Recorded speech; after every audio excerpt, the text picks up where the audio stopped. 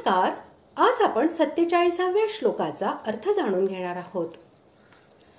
अर्जुनाने अशी प्रार्थना केल्यावर आता पुढील 2 श्लोकात भगवंत हे आपल्या विश्वरूपाचा महिमा आणि दुर्लभता यांचे वर्णन करीत 49व्या श्लोकात अर्जुनास आश्वासन देत चतुर्भुज रूप पाहण्यास सांगत आहेत. श्लोक 47.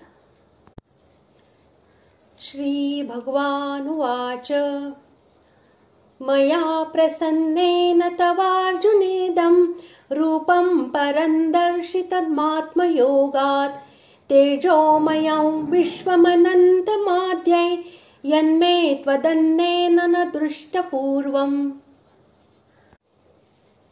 श्लोकाचा अर्थ.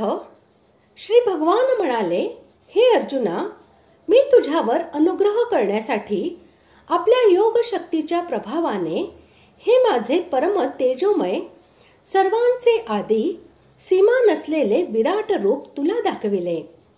ते तुझ्याशिवाय दुसऱ्या कोणीही यापूर्वी पाहिले नव्हते. मया याच्या बरोबर प्रसन्नेनं हे विशेषण लावून भगवंतांनी असे दाखविले आहे की तुझी भक्ती आणि प्रार्थना यांमुळे प्रसन्न होऊन व तुझ्यावर दया करून आपले गुण, प्रभाव व तत्व हे समजावून देण्यासाठी मी तुला हे अलौकिक रूप दाखविले आहे. अशा परिस्थितीत तुला भय, दुःख व मोह हे होण्याचे कोणतेही कारण नव्हते. मग तू अशा प्रकारे भयाने व्याकुळ का होत आहेस? आत्मयोगात याद्वारे भगवंतांनी असे दाखविले आहे की माझ्या या विराट रूपाचे दर्शन सर्व वेळी व सर्वांना होऊ शकत नाही.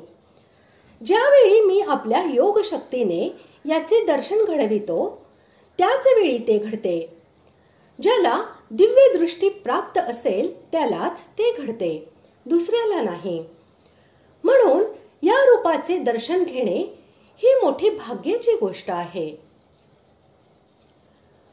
रूपम याच्या बरोबर इदम, परम, तेजोमय, आद्यम, अनंतम आणि विश्वम या विशेषणांचा प्रयोग करून भगवंत आपल्या अलौकिक व अद्भुत विराट स्वरूपाचे महत्व अर्जुनाला समजावून देत आहेत.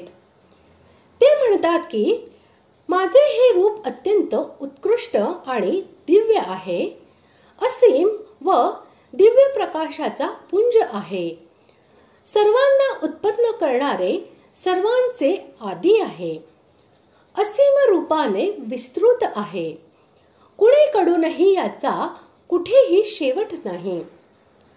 तू जे पाहत आहेस ते पूर्ण रूप नव्हे, हे तर माझ्या त्या महान रूपाचा एक अंश मात्र आहे. तुझ्याशिवाय माझ्या विश्वरूपाला पूर्वी कोणीही पाहिले नाही. ही गोष्ट भगवंतांनी कशी म्हटली? कारण रामावतारात माता कौसल्याने आणि कृष्णावतारात माता यशोदेने, तसेच कौरव सभेत भीष्म, द्रोण, संजय, विदुर आणि ऋषी मुनींनी भगवंतांचे विराट रूप पाहिलेलेच होते.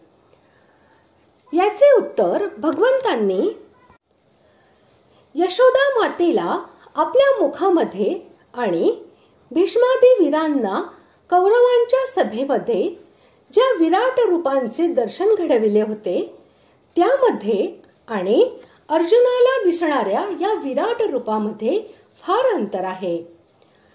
तिन्हींची भिन्न भिन्न वर्णने आहेत.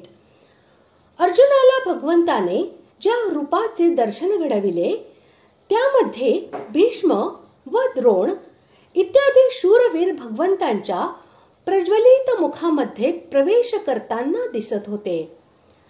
असे विराट रूप भगवंताने पूर्वी कधी कुणालाही दाखविले नव्हते. म्हणून भगवंताच्या म्हणण्यामध्ये कोणत्याही प्रकारची असंगती नाही. अशा प्रकारे आज आपण 47व्या श्लोकाचा अर्थ जाणून घेतला. पुढील भागात आपण 48व्या श्लोकाचा अर्थ जाणून घेणार आहोत. धन्यवाद.